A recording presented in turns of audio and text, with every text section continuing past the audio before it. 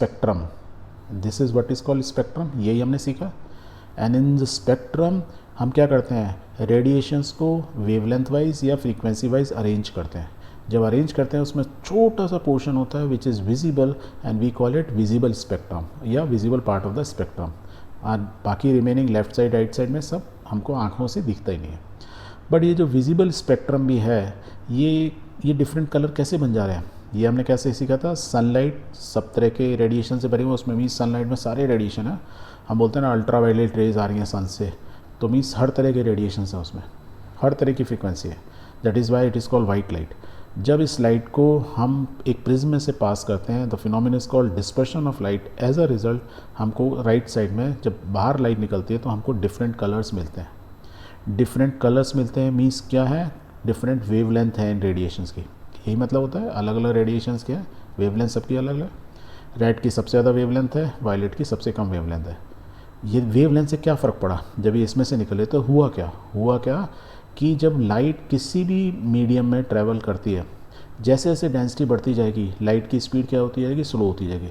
ये एग्जैक्टली वैसे ही है कि जैसे आप पहले रोड पे भाग रहे थे, मैं धीरे धीरे बोलूँ कि अब ना आपको पानी में भागना है तो your speed will be reduce because resistance increase हो गया। एग्जैक्टली सेम वे में ऐसा होता है।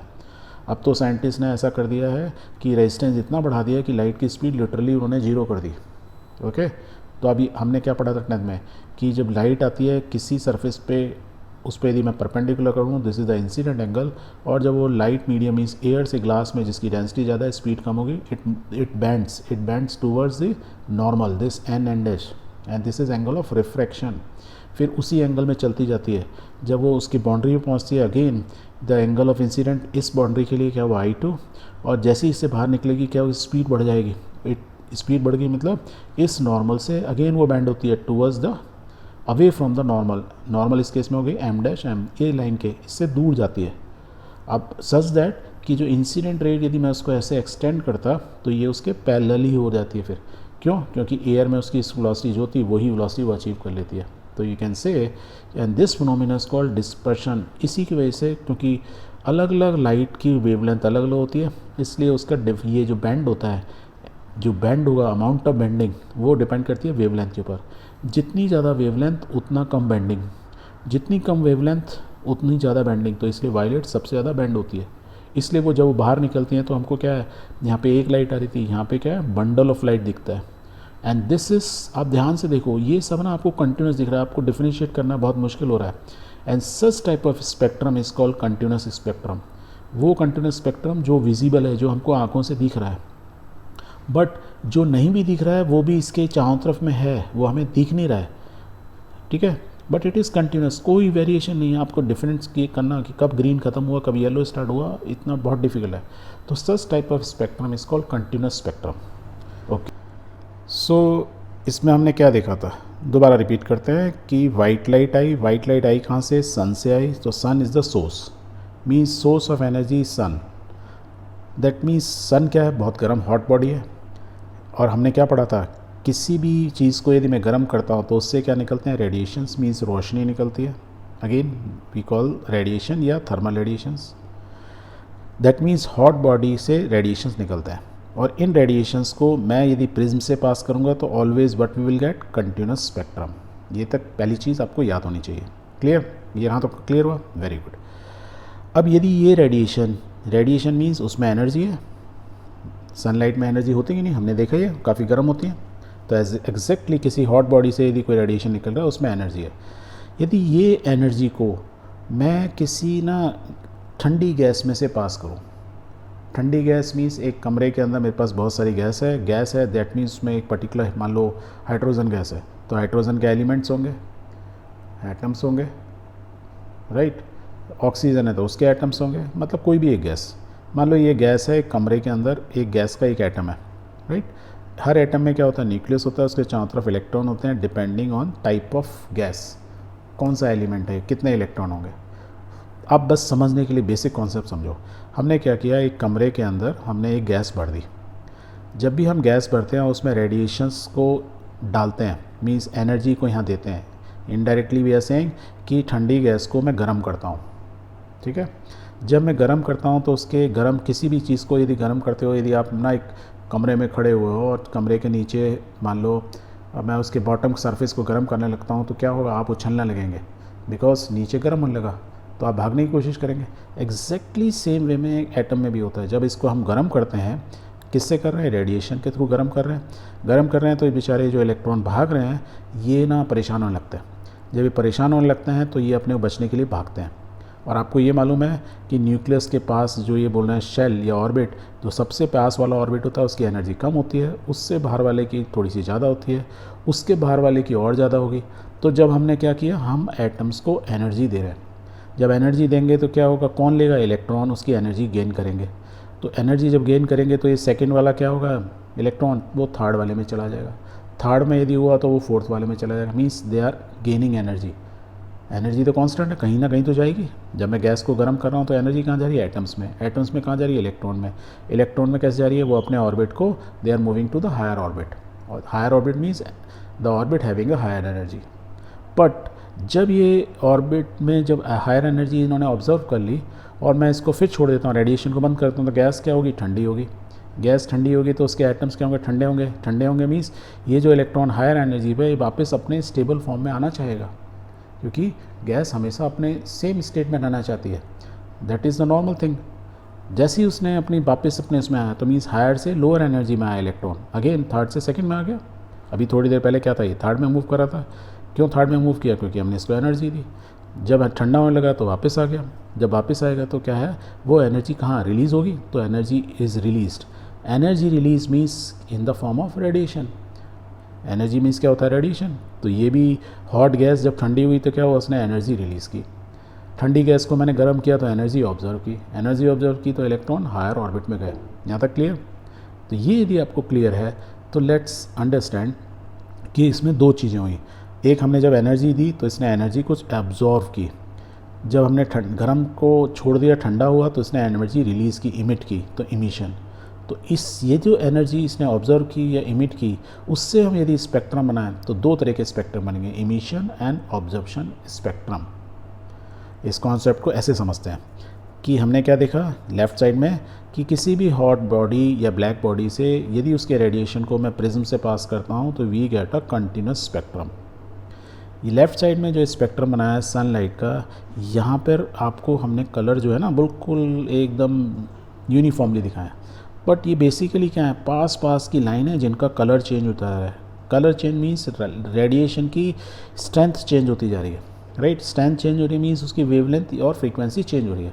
रेड की हाईएस्ट फ्रीक्वेंसी है, यही तो हमने देखा था, वेवलेंथ है, frequency is the lowest, right.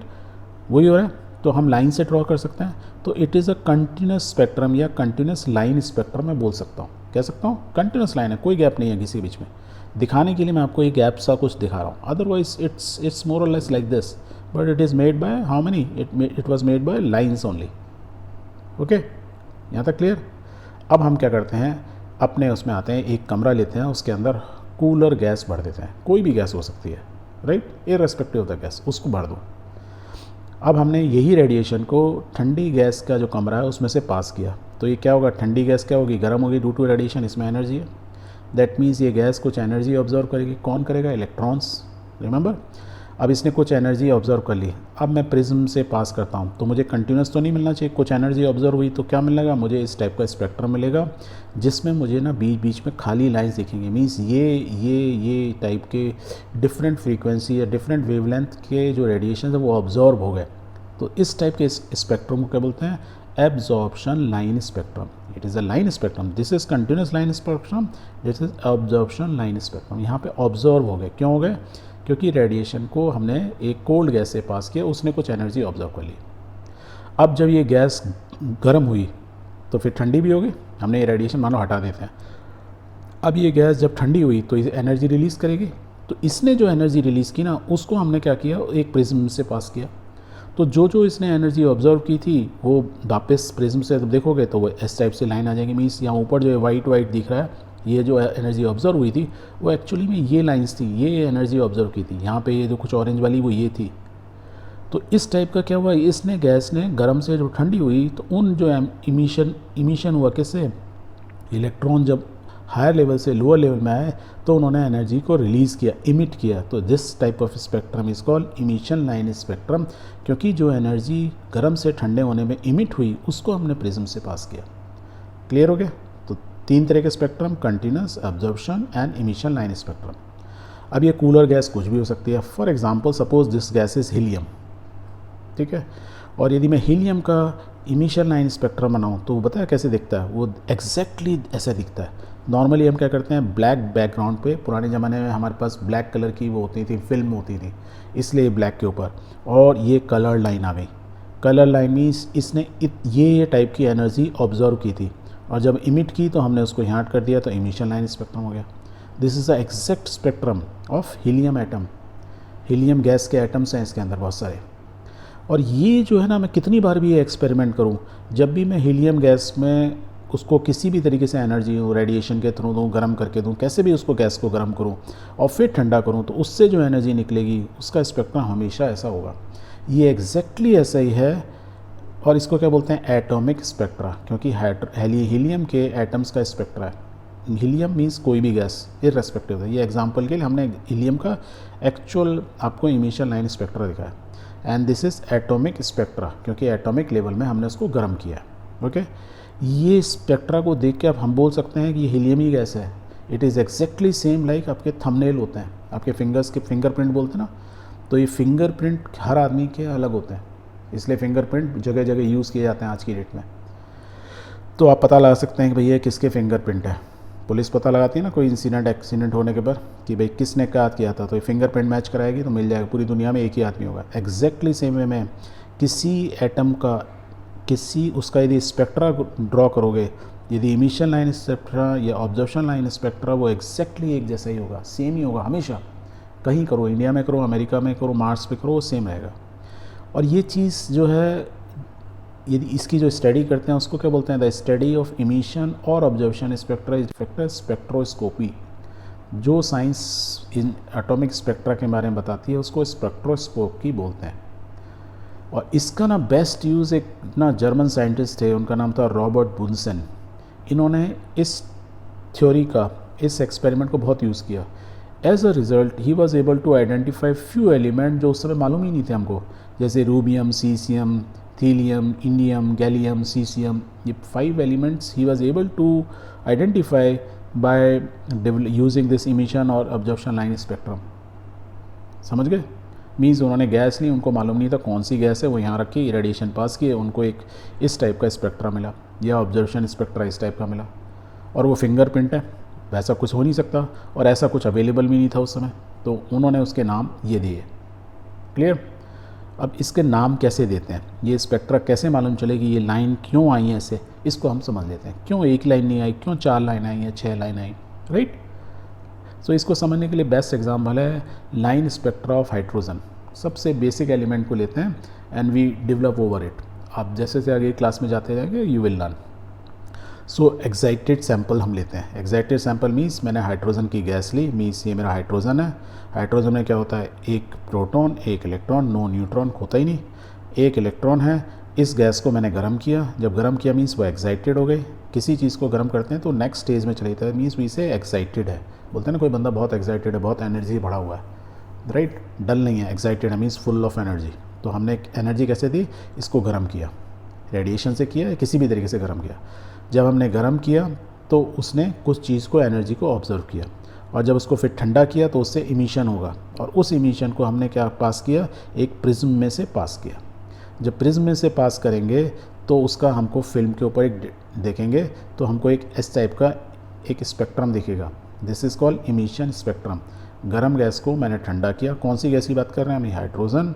Hydrogen को जब ठंडा किया तो हमने प्रिज्म से पास किया, तो उस इमिशन से जो गैस, जो हमारा स्पेक्ट्रम आया वो इस तरह से आया। तो इट इज क्या हुआ, इमिशन स्पेक्ट्रम या इमिशन लाइन स्पेक्ट्रम। हम बार बार लाइन नहीं यूज़ करते हैं because these are lines only, right? इसमें तो यदि वेवलेंथ देखोगे, इस लेफ्ट से राइट साइड वेवलेंथ बढ़ती जाती है। ये क्यों ऐसे है, क्योंकि आपने देखा नॉर्मल कंटिन्यूस स्पेक्ट्रम, वेव ग्योर जो आपको विजिबल स्पेक्ट्रम होता है, इधर वेवलेंथ बढ़ती है, रेड की सबसे ज़्यादा होती है। तो ये आप याद रखो, वेव ग्योर राइट में ऐसे ही लिखते हैं, तो एग्जैक्टली सेम है वेवलेंथ, यदि कोई पूछे किस साइड में, राइट साइड में बढ़ती है, wave your violet to red. Clear? Okay.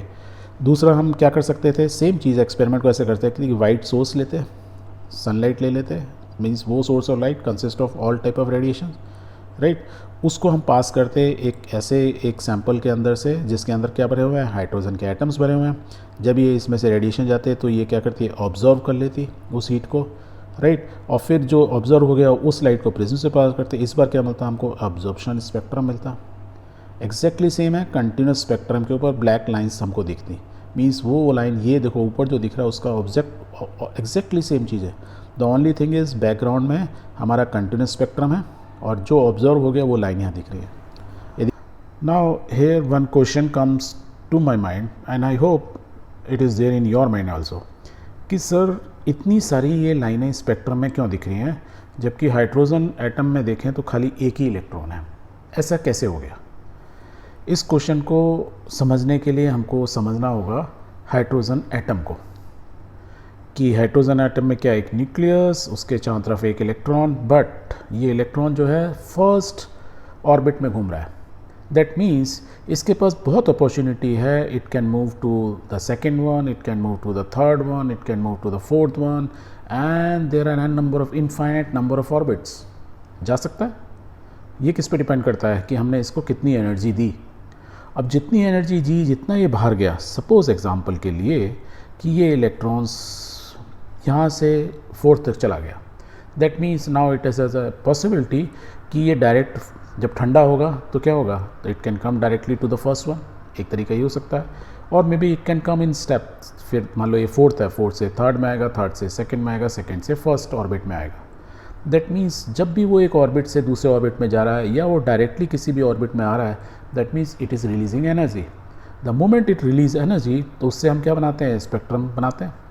इसका मतलब जब वो अलग अलग ऑर्बिट से आ रहा है तो अलग अलग अमाउंट ऑफ एनर्जी रिलीज़ कर रहा है। That is why we have so many lines, and so many lines means कि electromagnetic radiation of discrete frequencies हमको मिलती हैं। ये कह सकते हैं हम कि जब भी हाइड्रोजन एटम को या हाइड्रोजन गैस को हम गर्म करते हैं, हीट करते हैं due to whatever way, right, तो उसके जो एटम्स हैं they gain energy. Atoms means उसके इलेक्ट्रॉन्स एनर्जी गेन करते हैं एंड वो डिफरेंट ऑर्बिट्स में जाते हैं, और जब वो ठंडे होते हैं so they release energy, and as a result we get discrete frequencies. ये अलग अलग फ्रीक्वेंसी हैं, अलग अलग वेवलेंथ हैं हाइड्रोजन स्पेक्ट्रम में। इसी चीज़ को आप ऐसे समझिए। अब हम आपको थोड़ा डिटेल में बताते हैं। So this is my first one, ये फर्स्ट ऑर्बिट, हाँ, ये न्यूक्लियस है, उसके बाहर वाला पहला, तो this is a first line. और इधर हम क्या बोल रहे हैं, एनर्जी मीन्स मेरा first orbit, then second orbit, third orbit, fourth orbit, ऐसे करते हैं इनफाइनाइट ऑर्बिट्स हो सकते हैं। मीन्स ये नंबर ऑफ शेल्स इनफाइनाइट हो सकते हैं, हो सकता है नहीं हो सकता है। और लेफ्ट में हम क्या बता रहे हैं, energy, that means highest energy किसकी होती है, फर्स्ट ऑर्बिट की। ओ सॉरी, एनर्जी सबसे कम किसकी होती है, फर्स्ट ऑर्बिट की। Then it goes to the higher energy, energy gain करता है, गर्म होता है तो अगले में जाएगा, थर्ड में जाएगा, फोर्थ में जाएगा, इस तरीके से ये जाता जाएगा। यहाँ तक तो क्लियर, वेरी गुड। बट आप एक चीज़ नोट कर रहे होंगे कि फर्स्ट और सेकंड के बीच में हमने गैप बहुत दिखाया, सेकंड और थर्ड के बीच में गैप इज़ लेस, थर्ड और फोर्थ में और कम, और धीरे धीरे जो ना गैप कम होता जाए। That means the energy of the first one में जो डेल्टा गेन होगा एनर्जी ऑर्बिट 2 के अंदर, वो काफ़ी ज़्यादा होगा। इसका उल्टा मैं समझूं कि यदि इलेक्ट्रॉन सेकंड में चला गया, वो फर्स्ट में आ रहा है, यहाँ तो देखो मेरे वाले हमने जो लेफ़्ट साइड में बनाया हुआ सर्कल्स, वो करीब करीब पास एक ही, मतलब उनके बीच में खास ज़्यादा डिफरेंस नहीं है, वेयर एज एक्चुअल में डिफरेंस बहुत ज़्यादा होता है। इसको भी हम समझेंगे। So let's start this way कि हमारा एक इलेक्ट्रॉन, अभी मान के चलो कि हाइड्रोजन गैस है, उसके अंदर बहुत सारे एटम्स हैं, हमने उसको गर्म किया, गर्म करने से इलेक्ट्रॉन्स, अलग अलग एटम्स के इलेक्ट्रॉन अलग अलग लेवल्स में चले गए, मीन्स अलग अलग ऑर्बिट्स में चले गए, ठीक है। अब जो ऑर्बिट सेकंड ऑर्बिट में गए, फर्स्ट ऑर्बिट से सेकंड ऑर्बिट मीन्स यहाँ आए हैं, अब वो हम वो ठंडे हो रहे हैं, तो दैट मीन्स वो एनर्जी रिलीज़ करेंगे, तो एक एनर्जी इस टाइप से रिलीज़ होगी, this much, this is the line which is indicated difference in the energy, means उस रेडिएशन, जो रेडिएशन निकला उसकी हमको एक लाइन दिखेगी। So that is why we have this lines, these lines, okay.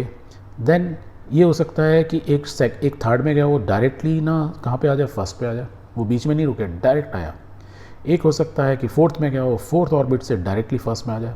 That means we are saying is कि जो भी ऑर्बिट में गए, हायर ऑर्बिट्स में गए, वो डायरेक्टली अपने ऑर्बिट से स्टेप्स में नहीं आ रहे हैं, they are coming directly to the first orbit, जो स्टेबल ऑर्बिट बोलते हैं, जो हाइड्रोजन की नेचुरल स्टेट है।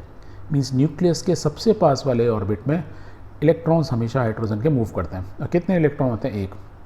तो this is a natural position या बेसिक स्टेट बोलते हैं। तो सब अपना बेसिक स्टेट में जैसे ही ठंडा होगा यहाँ पे आके आ जाएगा वो। So we will get these number of lines, okay. ऐसे यदि फिफ्थ से लो, सिक्स से लो, तो we can have multiple lines, and these lines are called Lyman series या अल्ट्रावायलेट रेडिएशन। मीन्स इनसे जब ये एनर्जी रिलीज हो रही है, because there is a difference, यही तो हम बोल रहे हैं। देखो हमने फर्स्ट में क्या बोला था, सेकंड से फर्स्ट में, this is a difference in energy. Means ये जो रेडिएशंस निकल रहे हैं, जो एनर्जी रिलीज हो रही है, वो एनर्जी आपको दिख नहीं रही है, it is an ultraviolet range. ठीक है, क्या है अल्ट्रावायलेट, मीन्स इसकी एनर्जी बहुत ज़्यादा है, जो हमारी विजिबल आई को नहीं दिखती है। और ये सबसे पहले एक साइंटिस्ट थे जिन्होंने बताया, तो उनके नाम पे इसका पड़ गया लेमैन सीरीज। तो ये सीरीज ऑफ लाइन है, multiple line, may be it can, हमने 6 तक ही देगा, 7, 8, 9, तो मीन्स दैट इज़ वाई यहाँ पे अब स्टार्टिंग में देखो लेफ्ट में बहुत सारी पास लाइन है, वो यही लाइन है, ओके। अब दूसरा तरीका क्या हो सकता है, ये तो डायरेक्ट आ रहे हैं।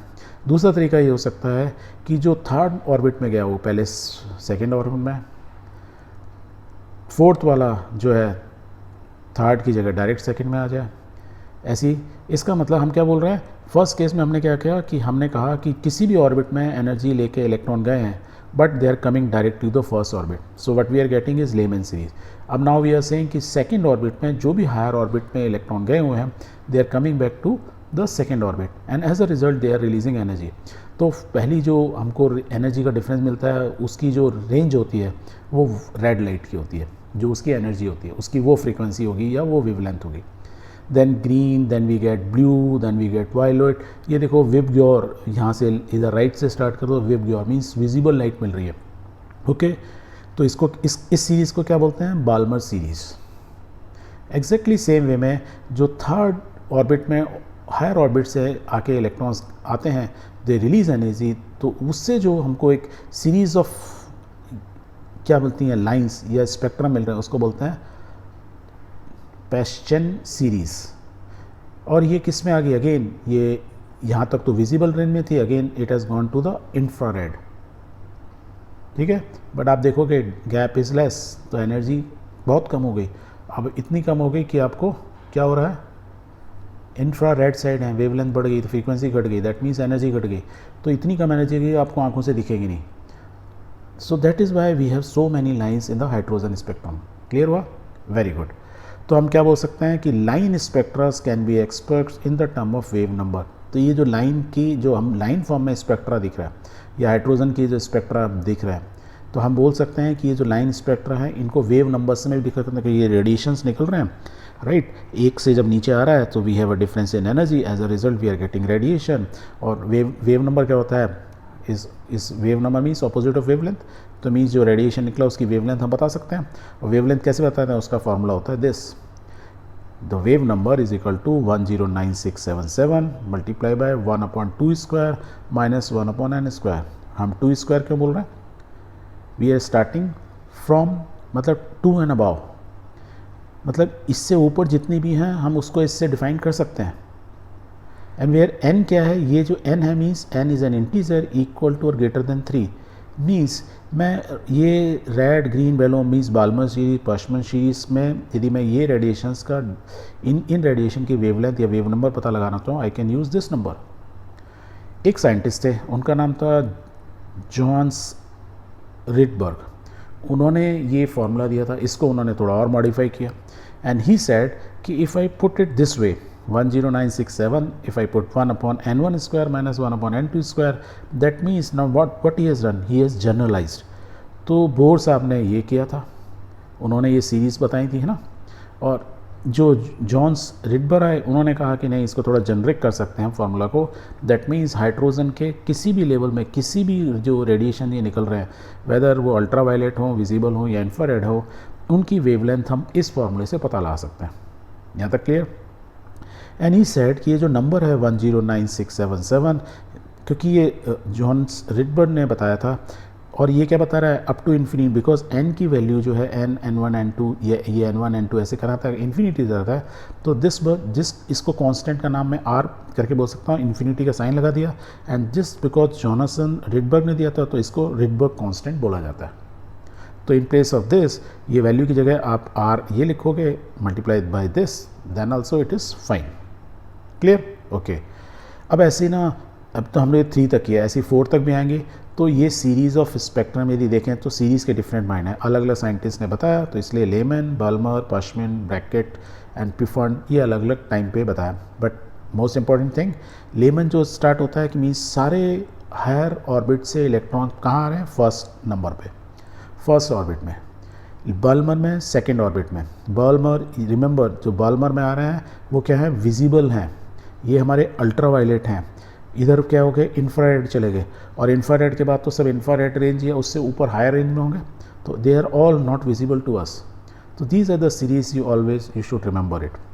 वन मोर थिंग, ये सब क्या है, ये स्पेक्ट्रम का ही पार्ट है। ध्यान से देखो, विजिबल रेंज हमारी ये होती है, रेड के साइड वाले क्या होते हैं, इंफ्रारेड। तो हमने क्या देखो, ये red is the lowest energy, उसके बाद ऑल एनर्जी कम हो गई तो मीन्स इट्स टूवर्ड्स और राइट में चले गए, तो infrared. Ultraviolet means high energy, ये जो आ रहे हैं हाई एनर्जी देखो, इसलिए दैट इज़ गैप दिख रहा है आपको, अल्ट्रावायलेट। क्लियर? Very good. हमने एक और चीज़ सीखी थी, यदि किसी भी रेडिएशन की मुझे फ्रीक्वेंसी मालूम है तो प्लैंक कॉन्स्टेंट मल्टीप्लाई करूँ तो मैं उसकी एनर्जी निकाल सकता हूँ। मीन्स ये रेडिएशन निकल रहे हैं, उन ये जो लाइन्स हैं या ऊपर स्पेक्ट्रम में जो दिख रही हैं या ये सब दिख रही हैं, मैं उनकी एनर्जी निकाल सकता हूँ। And if I know the wave number, मेरे को फ्रीक्वेंसी में एक फार्मूला मालूम था ना, क्या मालूम था, इस फार्मूला को हम कैसे लिखते हैं, velocity of light is constant, तो c अपॉन लैम्डा, ये हमने भी पढ़ा था। दैट मीन्स मेरे को यदि वेव नंबर मालूम है, ये जो रेडिएशन आ रहे हैं, मैं इस जोनास रिडबर्ग फार्मूले से निकाल सकता हूँ। यदि मेरे को वेव नंबर मालूम है, that means I know the energy of each जो रेडिएशन निकलने, इर्रेस्पेक्टिव वेदर रेड हो, पश्चिम हो, किसी भी लेयर में हो, मैं निकाल सकता हूँ। सो वी कैन से कि line spectrum is unique. Line spectrum, ये जो लाइन स्पेक्ट्रम बन रहा है या ये हाइड्रोजन का लाइन स्पेक्ट्रम है, इट्स ऑलवेज यूनिक, पहला। दूसरी चीज़, there is a regularity in the spectrum of each element. मैं हाइड्रोजन के लिए बनाऊंगा तो मुझे एग्जैक्टली ऐसा ही दिखेगा, मैं नाइट्रोजन के लिए बनाऊंगा तो उसका स्पेक्ट्रम स्लाइटली डिफरेंट होगा।